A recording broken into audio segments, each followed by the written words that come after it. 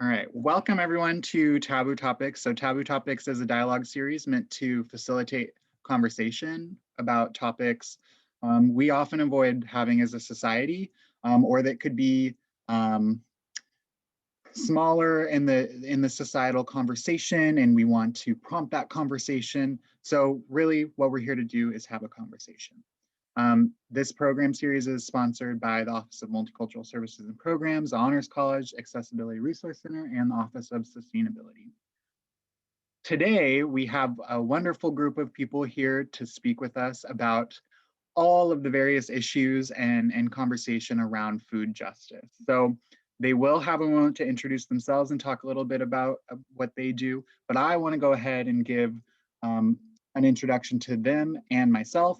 I want to start first with a recognition of where I'm coming from and speaking to you all from. So I am currently speaking to you from the stolen land of Wea people and the various ways that it has gotten to those. So the Miami tribe, the Potawatomi tribe, and those are tribes that are past and present. So there are current folks from those tribes that are registered members, but also not, living with us today and contributing to society as the original land keepers of this land. So I want to take a moment to recognize that. So let me introduce the folks that we have here today to speak. So Lauren Baines is the Director of Student Health Promotion at Indiana State University. She is certified as a Master Certified Health Education Specialist and holds an MBA and a Master of Public Health. Something really awesome is that she, during her time here at Indiana State, and she'll talk about it, I'm sure, pioneered the Sycamore Pantry to help address food insecurity for our students. Polina is a doctoral candidate in the Higher Education Leadership Program, awesome, and is a staunch sustainability advocate who I work with a lot. She recently completed a food insecurity project in partnership with United Campus Ministries during the pandemic.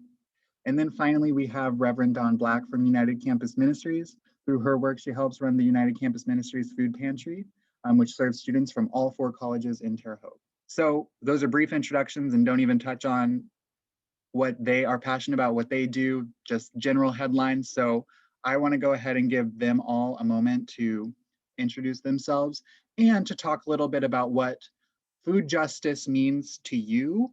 I have a brief definition I'll talk about, but as we all know, it's a variety of things and it means different things to different people.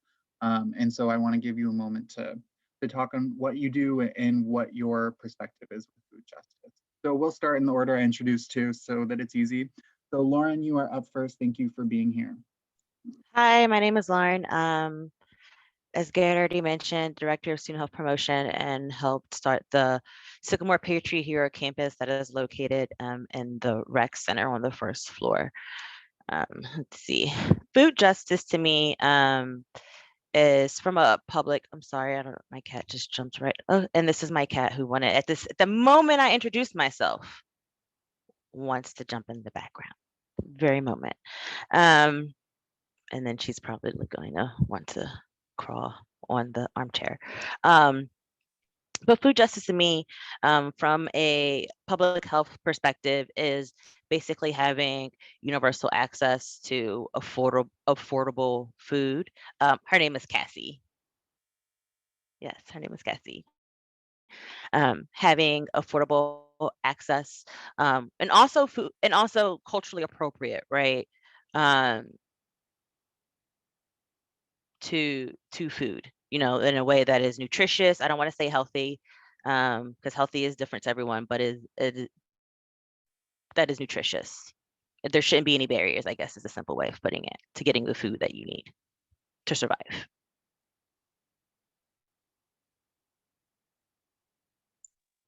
Thank you. And so next up in the introduction order was Polina. So thanks for being here and go ahead. Hello, thank you for inviting me to be here. And thank you, Garrett, for introducing us. Like Lauren mentioned, to me, food justice, an important component of the food justice is culturally appropriate food. And I will explain a little bit more about that in terms of me being an international student from Ukraine. And also when I came to the United States, fortunately enough, the food that was available in Ukraine is pretty much similar to the food that I have in the United States. So for me, it was not a big cultural difference in regards to my diet. However, living in the United States and meeting people from different cultural backgrounds, especially religious backgrounds, I came across the understanding that sometimes it's quite a challenge for them to get that culturally appropriate food. And also, having worked for the Center for Global Engagement, working a lot of times with international students, that's something that our office, together with other entities on campus, were striving for, to bring more culturally appropriate foods to campus. And obviously there are a lot of issues with that, but at the same time, we should remember that when global pandemic happened, our international students were even more deprived of that opportunities, given that they were not able to go home, and they were, I would not want to use the word stuck, but there were a number of also immigration regulations in place that prevented them from traveling back home and staying with the family. So to me, being an international student, and also having worked with international students for a number of years, I think I would like to continue advocating for their rights, for food justice from the perspective of culturally appropriate food. Thank you, and I appreciate that conversation starting point once we get there from both of you. And last in the introduction order is someone that I haven't ever met before, so it's great meeting you here. And thank you for coming. So Reverend Don Black, if you will go ahead. Hey, I'm just on, that's fine. I am the campus minister at United Campus Ministries. We sit right next to ISU. We are on 7th Street, right by that line of churches, and then there's a little box, and that's us. And so, what does food justice mean to me? I have been working for over 20 years in some sort of food justice capacity here at Campus Ministries. We do have the student food pantry, but it's so much more than just food pantries. A lot of the work that I really have attempted to do throughout my lifetime is to break down the stigma around food insecurity and the need for access to food sources. So, hi. Thank you so much. And for everyone here, so while I'm going over this, I also want to recognize all the folks that we have here too. So while I'm speaking, if you will put in the chat kind of what your perspective is on food justice that you're bringing, feel free, and then I may ask if anyone wants to share after that. So while I go through this, feel free to do that. So food justice, if you look it up, right, is varied depending on what organization, what paradigm, what view you're looking at it, but it all centralizes on a couple of things. So food justice is imperative to sustainability and a sustainable food system. Low socioeconomic status folks, people of color, and other minoritized populations are often more likely to be impacted by things like hunger, food deserts, food apartheid, diet-related illnesses, and all sorts of other issues that culminate because of our food system here in America and globally. It's not just an American issue. So food justice, right, is the perspective that the food system, we want a food system that views nutritious and fresh food, to reiterate the fact that it's nutritious and fresh, not just healthy, because that's a co-opted term, right? But nutritious and fresh food as a human right. and address the systemic and structural barriers to that right. So that is the perspective that all of these folks here reiterated in what they introduced. So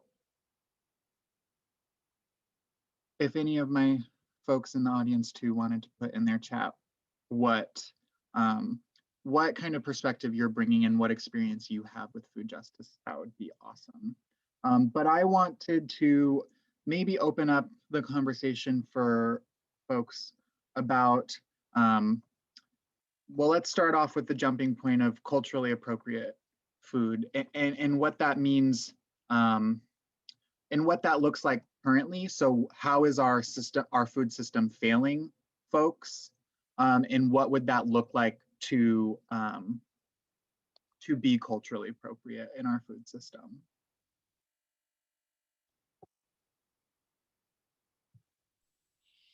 You want to go first, Polina?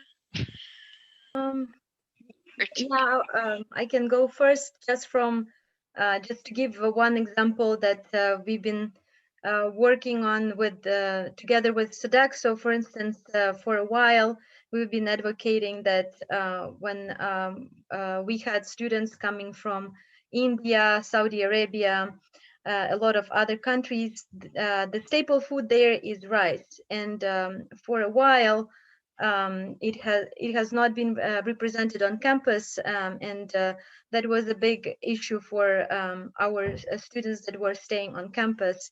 And so I think that's just one small example of culturally appropriate, nutritious food that the students I can even say from the personal example living with my roommates are from India, Nepal, and so I can definitely relate that they cannot have they would, the exact words that they would say is that I'm hungry if I don't eat rice.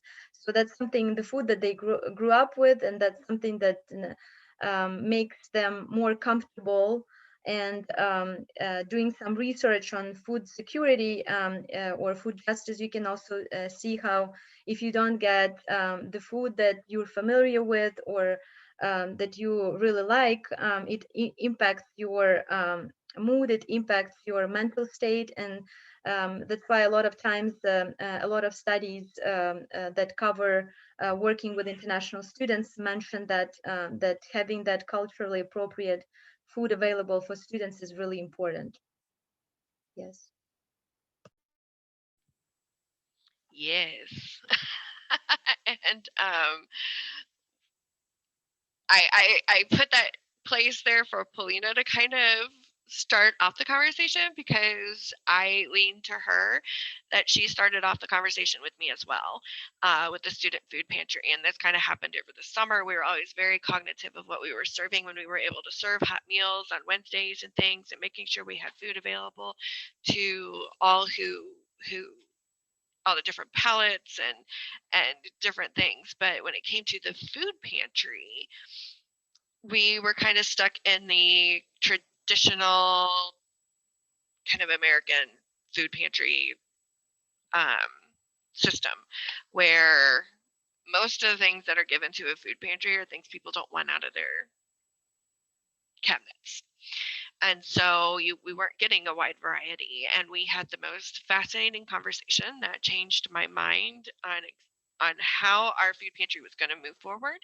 And that's that Polina didn't like peanut butter. And I was like, she's laughing. But it became very real all of a sudden that I was like, peanut butter is such an American thing. And it is a taste that is not acceptable to all people. And so we really started to redefine what we kept on our shelves, and that came from the students. And I think students, I'm like, you have to tell me what you need because I don't know what you need. And opening a door to a conversation that perhaps, well, I know at least here had not happened before, where you actually, invite the people who have a need to state what their need is. And then that has really changed the entire fabric of what we keep at the student food pantry, because we want it to be accessible to all and have those things that are available to all.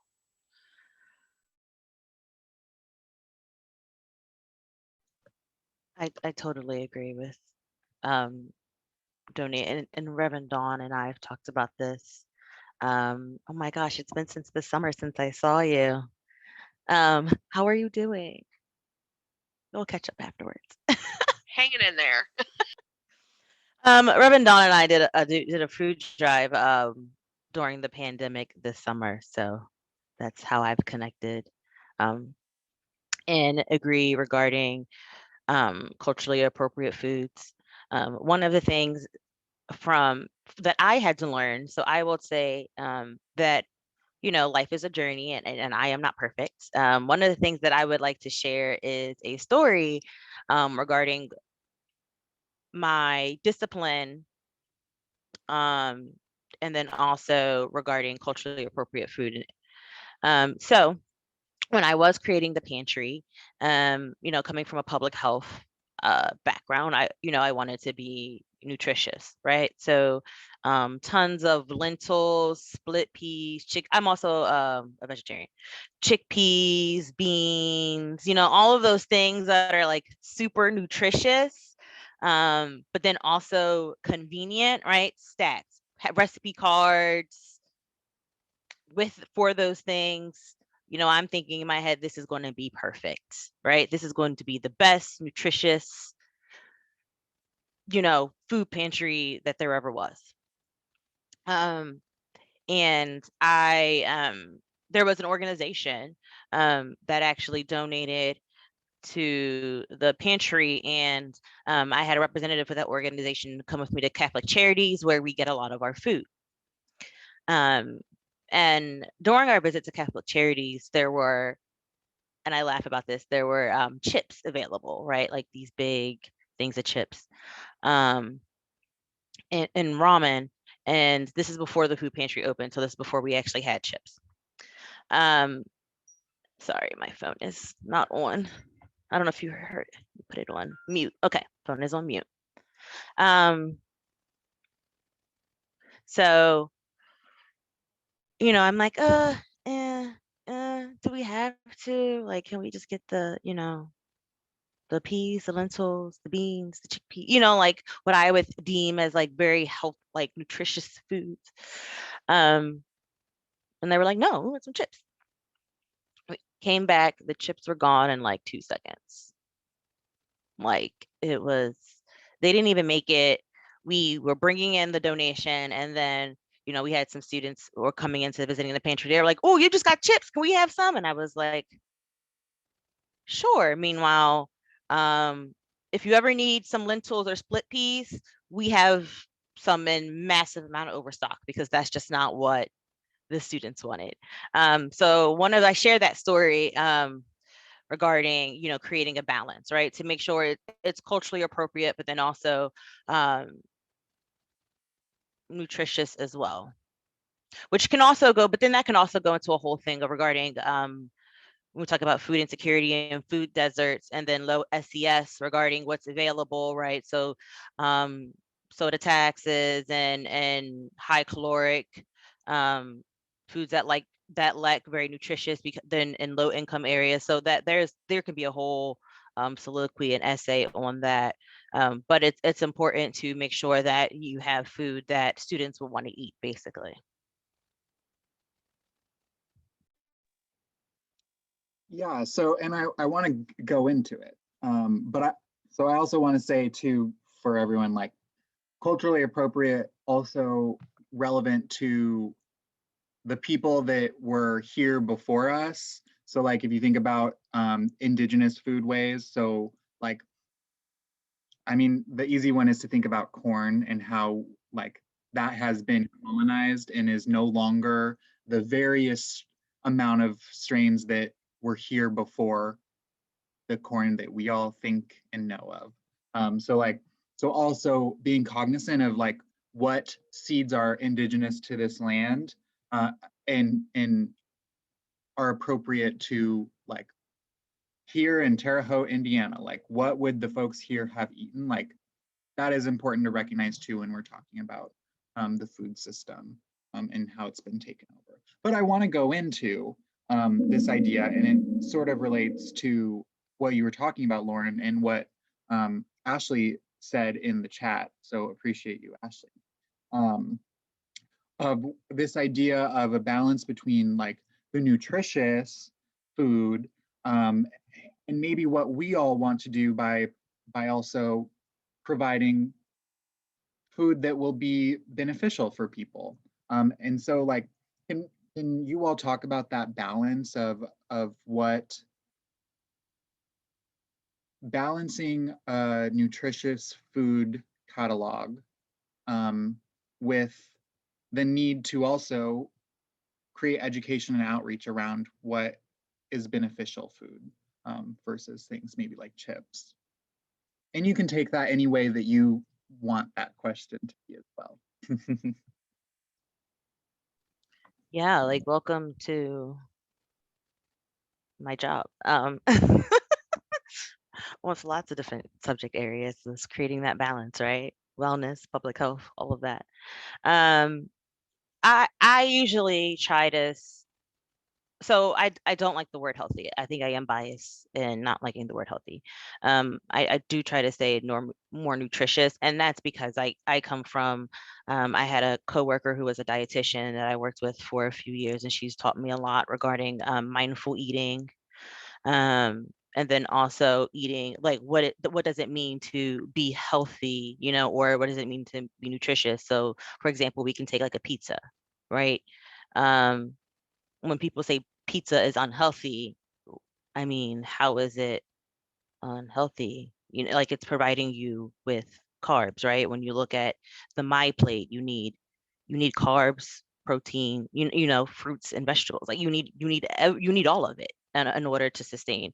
And also it gives you energy. So thinking about it, if you have a busy day, and you know you're going to be ripping and running and not going to be able to have a meal for a very long time, it might be advantageous to have, you know, a whole pizza.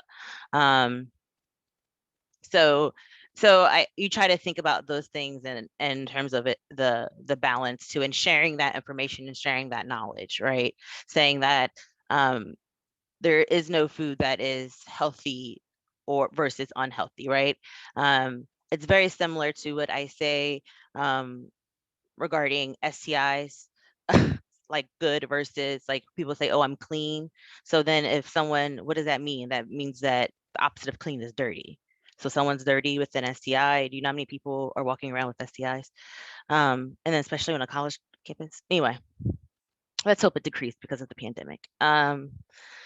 But it's the same thing, right? So like going back to that pizza, like, you know, if that pizza is unhealthy, you know, what makes pizza unhealthy? What makes chips unhealthy? You know, like now if that's the only thing that people are consuming every day and they're not getting those other food groups, then of course that's something to be looking into. But there is nothing wrong with enjoying a meal and actually the study suggests you actually should enjoy eating. That's a part of mindfulness eating too. So that's how I approach that, just by educating students on what that means.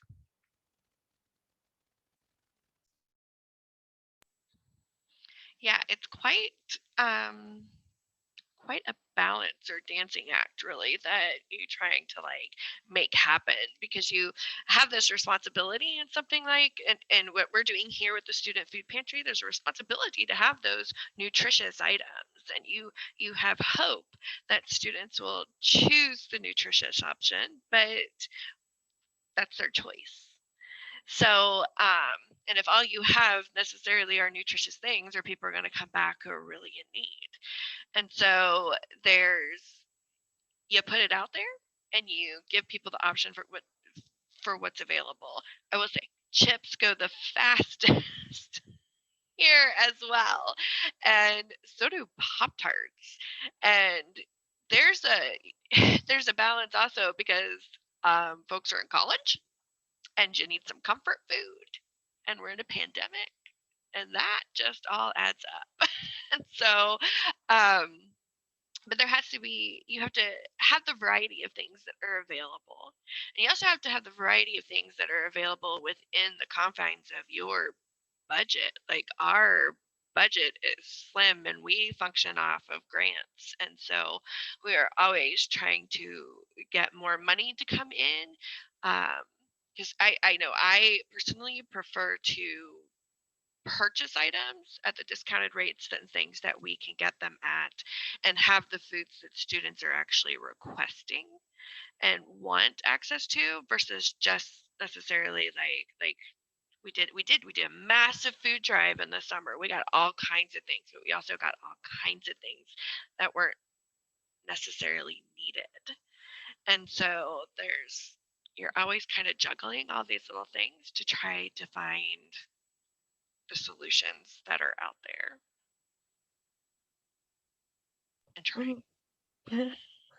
I also wanted to add that before pandemic, UCM, United Campus Ministries, they used to have classes for college students to come and learn how to make simple dishes out of whatever was available in the food pantry.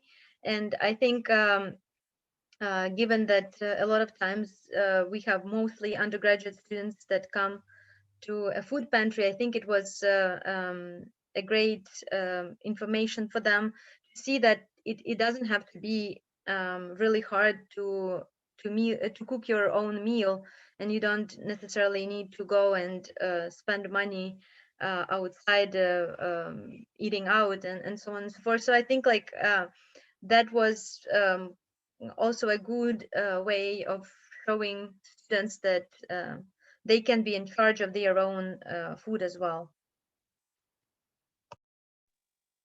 Yeah, and I want to bridge this conversation of, you know, education, outreach, maybe not education is the right word, but, you know, collective knowledge about all of these nutritious and available options, and bridge it to the question Laura asked with access to some of the things that we would be asking others to use that more nutritious food for, which is to cook, right? It's not Pop-Tarts readily available to eat, which I love Pop-Tarts and so does Kristen, who's on here, which she might questionably get a lot of her nutrition from Pop-Tarts, which no judgment, but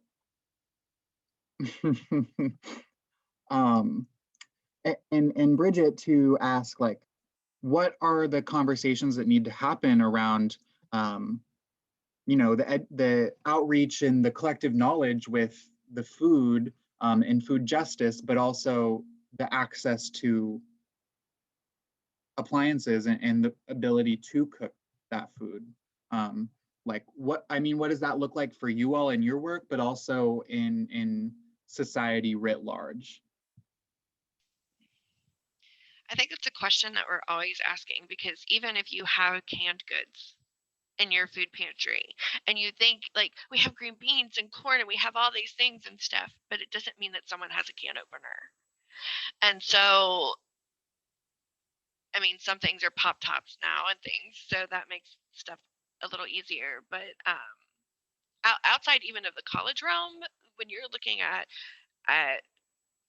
food insecurity and you're looking at folks who are homeless or folks that are not, that are in motion from one place to another, they don't have access to things. So then how do you provide something that they can actually utilize?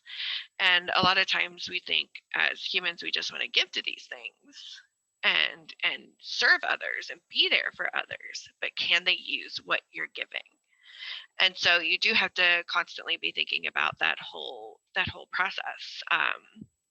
We've asked for donations, you know, of things like if we had a woman who was moving out and she had tons of silverware and serving utensils and stuff, and we put it in the food pantry because we're like, kids don't necessarily come to college with those things. And how to prepare food, trying to get through to the donors that are giving to us, always putting a byline or something on it that says, think like a dorm room student before you donate food. And how is this going to be prepared? And getting things that are microwavable versus boxed, where you have to add the stuff, you have to have a pot or a pan or something like that. But that also feeds into sustainability things. So we just start over and make a whole new perfect world, right? No, I completely agree. Someone actually donated, I forgot what business, and I feel really bad because it's when we just started, and I want to shout out the business. They donated can openers. So, and since we're on campus, we know students name 991. We have access to certain information, so we do collect that. But we were asking if they needed a can opener, and students would actually say this, that we would offer suggestions. Hey, where do you live? What do you like? And then we'll, kind of show off what we have in the pantry, our student workers. And when they would mention, because they would mention, we were like, oh, here, take the bean. I'm always trying to get rid of these beans, the green beans. You have no idea. Take the green beans. And they will mention, if they have a can opener or not. So we were providing them. And we ran out. We don't have any more, and we didn't have that donation again. So that is a need. Also, in addition to that, I know we're talking about food justice, but hygiene as well. So hygiene products, I should say. So menstrual products, toothbrush, toothpaste, face masks. I'm going to count that as a hygiene product now. And in 2021, all of those things are really important. For example, I received Friday at like 4:15. I received a letter, an email, IM instant message from someone in a senior administration, and they were saying that, hey, can you go to the pantry and get a quick bag? There was an employee who was impacted by a fire and family of however, and they don't have anything. So he quickly went to the pantry and not just had food products, but also hygiene. So toothbrush, toothpaste, body wash, deodorant, like I said, menstrual products, the works, lotion, because that's also a need amongst this population. They go hand in hand.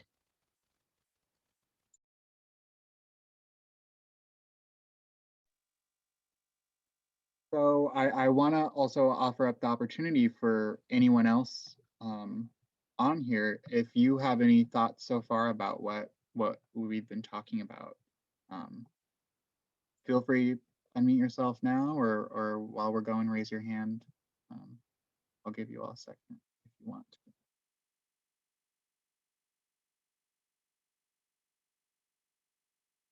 Well, keep using the chat too.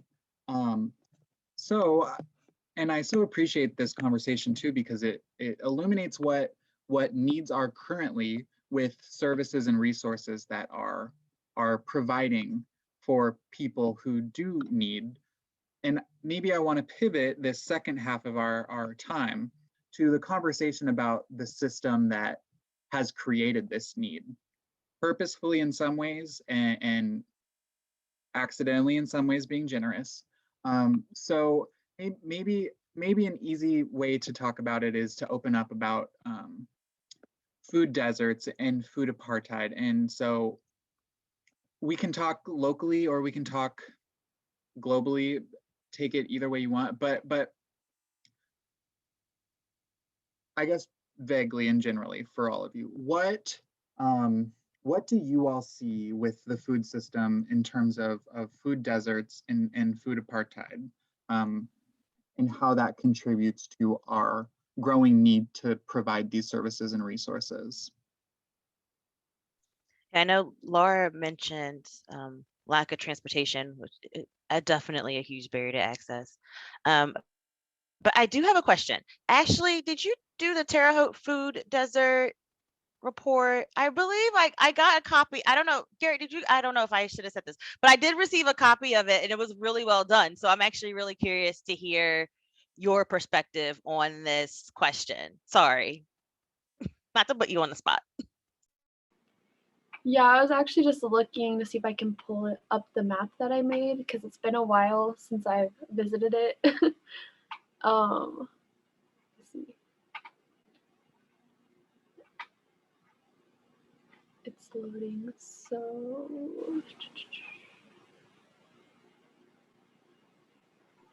While you're looking too, do you want to talk maybe about what it is that you're looking up? yeah. Oh, can you enable me to share my screen? Maybe.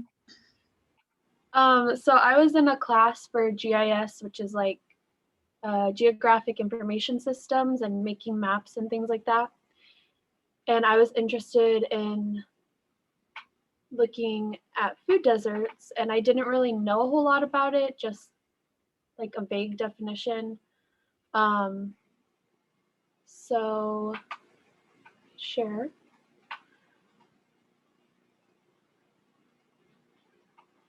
I gathered a map of Terre Haute and I went through census data. And I also used the map to identify all of the grocery stores in Terre Haute. And maybe if I can zoom in, I don't really know.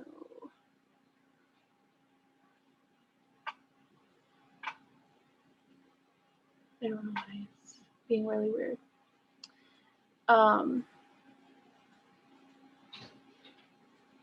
But I put convenience stores, membership only grocery stores, international convenience stores, grocery stores with some fresh produce, grocery stores with a variety of fresh produce, and grocery stores that offer fresh local produce. And then I put a buffer that goes with the definition of what a food desert is. So I believe it's, I forget the mileage, but it's within a certain distance. And any area outside of the blue buffer zones does not have access to the fresh produce. So, and I also didn't include these membership grocery stores. And admittedly, I didn't put pantries in there either because it just was not on my mind. So I could definitely improve this research, but yeah, that's just an example. So insecurity. That is fantastic. I have never seen that. And so thank you for sharing that. Yeah, and it hasn't been like peer reviewed or anything. So, I mean, it could be inaccurate now.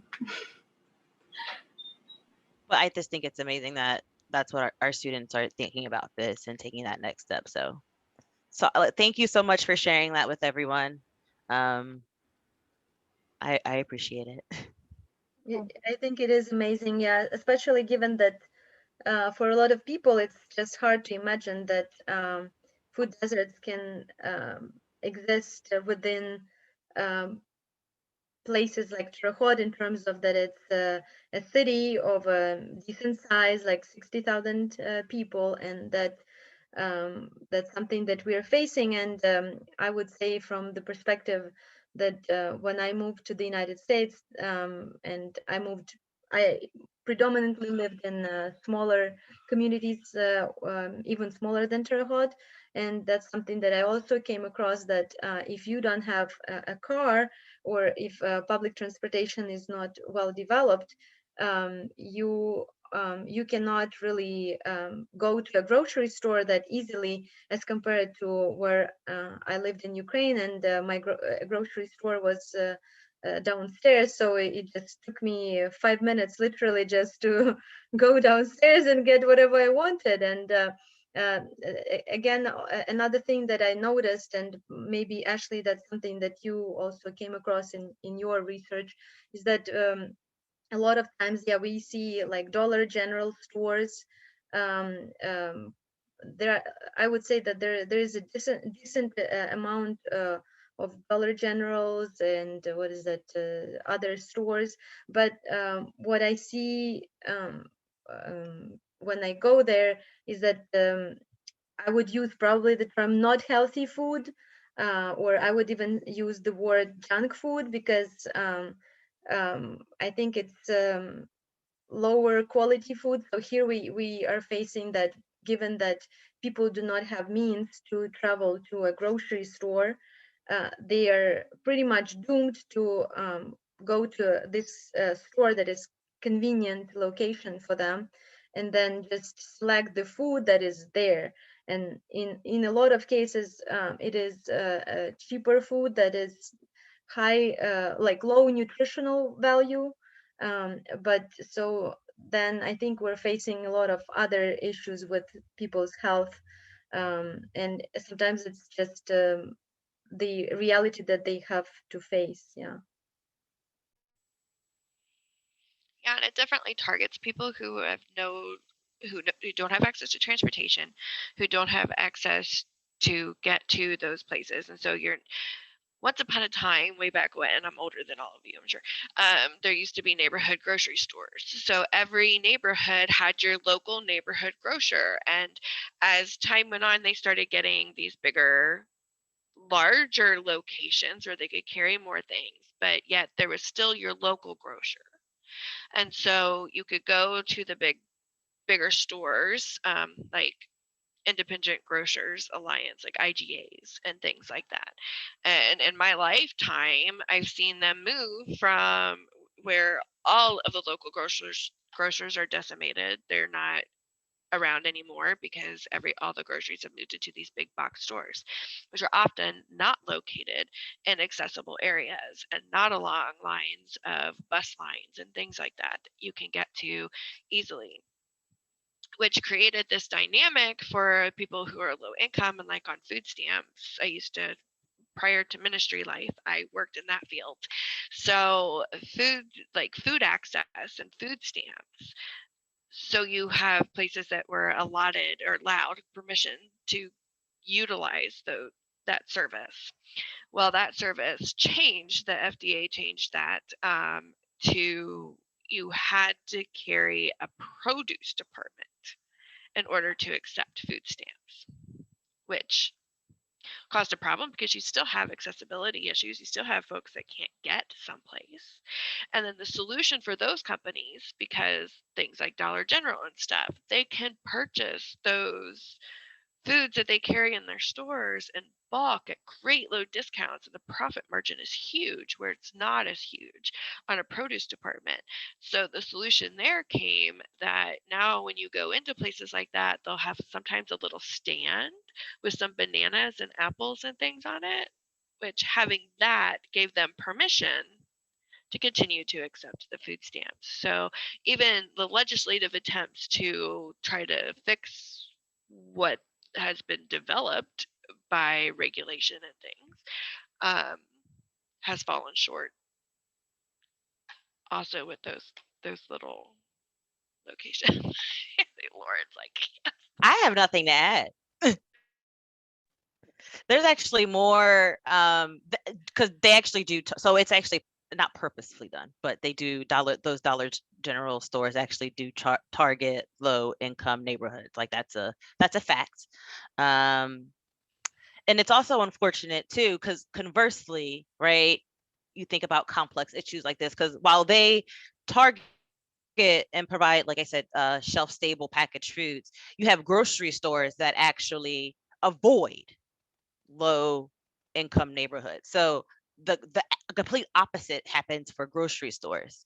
And it's interesting, especially, I mean, but Reverend Dawn was completely right when we're talking about the very beginning, when you had the local neighborhood food store, produce butcher, like you would go to different people who actually, and Garrett can probably talk more about sustainability and food production and distribution. So this is not even my area. I'm going to toss it over to Garrett for his soapbox.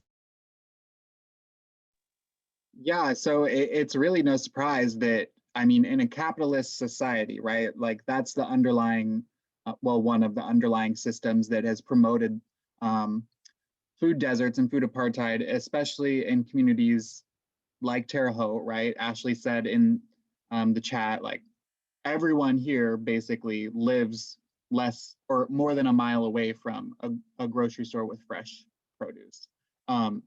So capitalism is what is an underlying system that promotes that, because the more you can cheapen your costs on the back end, so farming, the labor required for that, right? Unethical practices in that realm, all the way to getting to packaging. If you can package everything so that it just goes to one location, you don't have to deal with all of the different contracts to go to multiple grocery stores, right? Imagine if there were, I forget how many townships there are in Terre Haute, but imagine there's one grocery store at least for every township. How many contracts is that if they're all independently owned, right? And I'm not trying to bash it. I'm explaining what capitalism has done to it, right? So it makes it easier for companies that are not part of the community to come into a community, place something there and dominate, because they can get cheaper prices. They can get things that people want more readily. And we're willing to go there if we have the ability to. Right? You think about something like Basler's that we still have here in Terre Haute, who, you know, there are faults there, but because of the system that we're in, they have more local produce than a lot of the other grocery stores here. They have a lot more local items. I mean, I'll say it, I'm less willing to go there often because a lot of their stuff is more expensive. I go there if I want to get specific items that they have. But so even bring it down to folks that are lower income than me. I'm low income still, but lower income than me. Students who aren't really bringing in that much income, as I'm sure the students here will tell you, and I can tell you as a student previously last year, I wasn't going to go there. So right, we're bringing in this whole capitalistic society component to it. Also, I think something that's underlying it too that we haven't really touched on is capitalism and our socioeconomic status, but also the compounding factor of racism in a community that then contributes to the fact that we're going to put a Walmart and a Meijer out near the white high income community, right? Because that's where it is. And we're going to leave one Kroger over here where predominant ratio of our Black and African American community in Terre Haute lives. And then we're going to further stigmatize it by calling it things like Krogetto or other derogatory names, so that it stigmatizes the people that use that Kroger. People don't have access to the stuff that they want at that Kroger. And then all of the other folks are going to the other areas because it's closer to them, because then that's not stigmatized. And so why would more grocery stores want to place something in those areas, right? So it's this whole system circling in and of itself. And Lauren gave me that soapbox to go off of, and I used it. So let me throw it back to everyone in this chat too. What are your thoughts about this system? Like, what have you been thinking about listening to this? Have you experienced this as a student here? As someone living elsewhere, was this a thought? I'll share your thought, Kristen, since I'm talking. So Kristen is from St. Louis, moved here freshman year without a car. Didn't even have a concept of food desert. Felt completely the consequences of it. Used to having so many different grocery stores within 10 minutes of my house in St. Louis. Moving here was a huge adjustment. Still get frustrated. And so if I can go off and then maybe shut me up someone, but that is a common experience, at least here. And I'm gonna go so far out that it's a common experience in the Midwest for college students often, because right, if you think about colleges, they take up a large amount of land. So however much land they're taking up, and then the housing system places all of their student housing around that area. And if they were not putting grocery stores in those neighborhoods, any student that comes to campus without a car cannot go get food. And then, I mean, I won't go into my opinions about living in a residence hall without access to a kitchen, but so stop me, someone. What are your opinions? But you're on a roll. It's Thank good. you, Garrett. Thank you. Thank you.